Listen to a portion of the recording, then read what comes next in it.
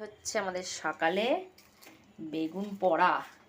বেগুন পোড়া এই শীতে কে কে খেতে ভালোবাসো অবশ্যই কমেন্ট করে জানাও, আর যারা খেতে ভালোবাসো তারা দেরি না করে তাড়াতাড়ি চলে আসো। আর কি বলো তো, বেগুন পোড়া শীতকালে যতই বলি যে পোকা হয় না, তাও কিন্তু মন মানে না। ভালো করে বেগুনের ভেতরটা এই দিক ওই দিক খুঁজে হাতড়ে বেরিয়ে দেখলাম যে পোকা আছে কি না।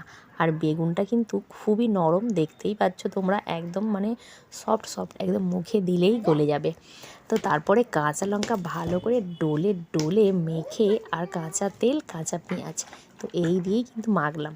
ভাজা লঙ্কা দিয়েও মাখতে পারতাম, কিন্তু ভাজা লঙ্কা দিলে না একটু গ্যাস হয়, তো সেই জন্য আজকে কাঁচা লঙ্কা দিয়েই বেগুনটা মেখে নিলাম।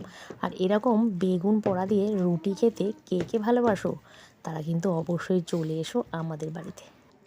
দেখো, হ্যালো বন্ধুরা, দেখো আমি বেগুন পোড়া দিয়ে রুটি খাবো বলে মা এখন বেগুন পোড়া করছে, আর আমি এখন স্কুলে যাবো বেগুন পোড়া খেয়ে।